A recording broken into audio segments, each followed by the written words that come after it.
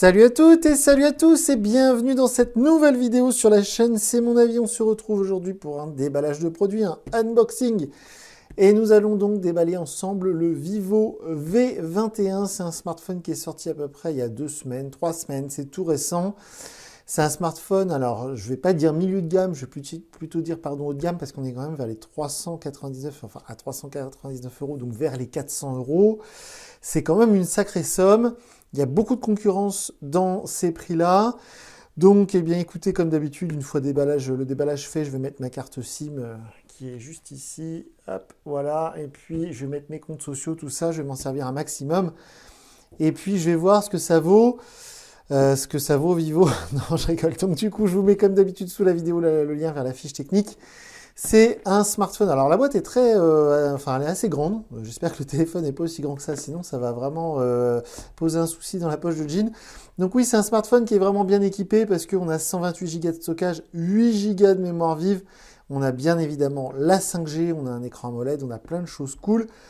En clair, c'est un concurrent plus ou moins du Realme GT qui va sortir ou qui est déjà sorti, c'est pas très clair. En gros, le Realme GT, c'est un smartphone qui est vers les 400 euros et qui a à peu près la même fiche technique. Et on a aussi le Poco F3 qui est plus ou moins concurrent de ce Vivo V21. On va ouvrir tout de suite. Alors, voyez le packaging. Alors, avec le cellophane, on ne se rend pas trop compte. Je vais vous montrer. C'est assez sombre. Malheureusement, je l'ai attendu un peu trop longtemps ce téléphone parce que je le voulais dans une couleur un peu plus chatoyante. Il existe 2 coloris, il existe bleu foncé et bleu clair. C'est comme ça que ça s'appelle, hein. C'est dark blue et light blue. Ils n'ont pas été très imaginatifs pour le coup. Mais donc cette boîte, c'est bleu foncé. Vous le verrez peut-être pas sur la vidéo, mais il y a des espèces de petites paillettes. Ça scintille un petit peu. C'est plutôt chouette. Le packaging fait plutôt haut de gamme pour le coup. Hein. Si vous vous offrez un smartphone à 400 euros, c'est vrai que là, ça fait assez chic. Et donc je le voulais en bleu clair, mais en bleu clair, hein, il y a plusieurs semaines d'attente, donc j'ai abandonné. Et je l'ai pris en bleu foncé, en espérant que ce soit quand même assez chouette. Donc le téléphone, on va s'y intéresser dans un instant. Il a l'air plutôt léger. À voir. D'ailleurs, une petite chose que je ne vous ai pas montré derrière, mais sur tous les smartphones Vivo qu'on avait déballés ensemble, il y avait une énorme liste avec des importateurs, avec les coordonnées des importateurs. Ils ont réduit cette liste, elle est un petit peu plus petite. Je ne sais pas si c'est grâce à mes commentaires, je ne suis pas sûr, mais ça fait un peu moins importation, ça fait un peu plus officiel, c'est plus chouette, je trouve l'étiquette est un peu plus sympa comme ça. Bref, c'est qu'un détail.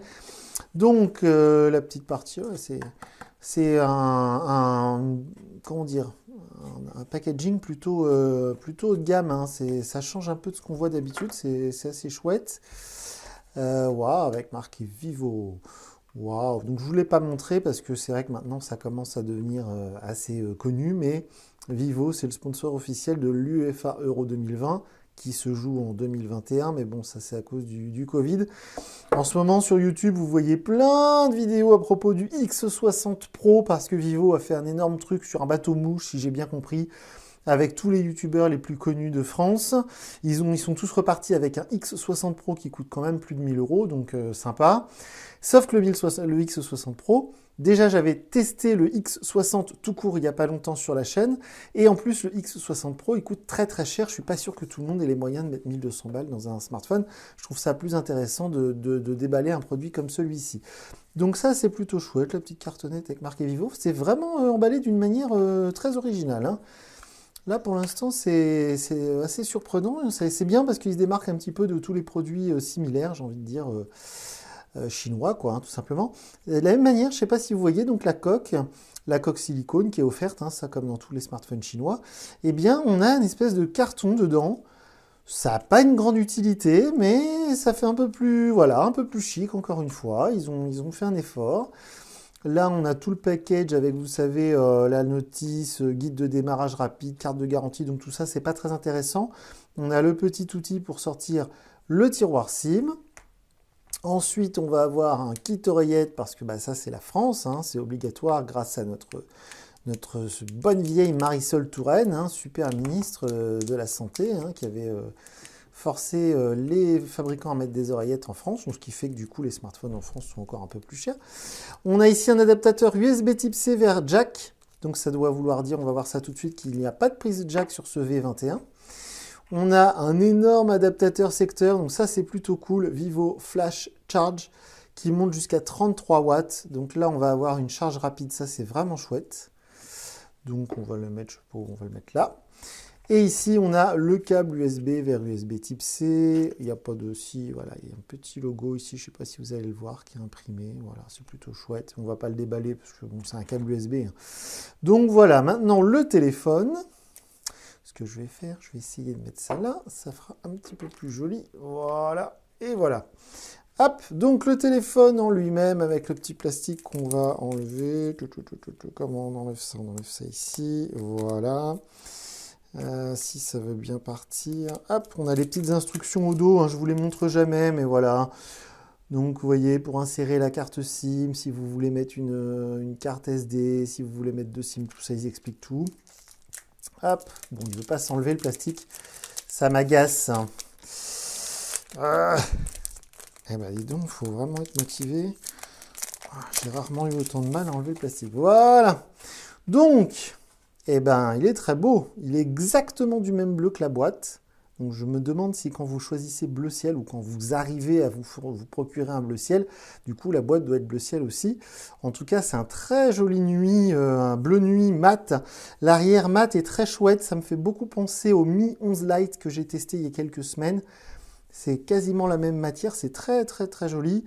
Alors encore une fois, je vais être un peu rabat-joie, mais il faudrait essayer de cacher les trucs là, hein, tout ça, là, les informations légales, le nom du modèle, Dongyong Communication, Vivo Mobile, Made in China, CE et tout ça. Ce serait bien de trouver une solution pour le cacher sur le côté, ce serait quand même vachement plus joli, parce que là, hein, c'est pas très beau, c'est dommage, parce que juste Vivo avec le capteur photo. Donc on a un magnifique capteur photo ici. C'est pas tout à fait le même justement que sur le fameux X60 Pro, mais là on s'en rapproche un petit peu. C'est un très très chouette capteur, j'espère faire de magnifiques photos avec ce triple capteur et surtout celui-ci, le capteur principal. De la même manière, je crois avoir vu qu'on a un super capteur photo selfie, je testerai ça, je viens de voir qu'il y a une protection d'écran. Et vous savez à quel point ça m'insupporte. Alors je vais tout de suite essayer de l'enlever, je ne sais pas si je vais réussir. Et puis aussi, bon, bah, on va faire le tour du propriétaire, hein, comme d'habitude. En haut, on a le petit trou ici pour le micro. Sur le côté, on n'a rien. Non, non, on n'a rien sur cette tranche-là. En dessous, on va avoir donc le connecteur USB-C, le petit trou pour le second micro, les trous ici pour le haut-parleur, le tiroir SIM. Et puis sur cette tranche, du coup, on va avoir le bouton volume et le bouton power qui ne fait pas lecteur d'empreinte parce que oui, alléluia, il y a un lecteur d'empreinte intégré sous l'écran.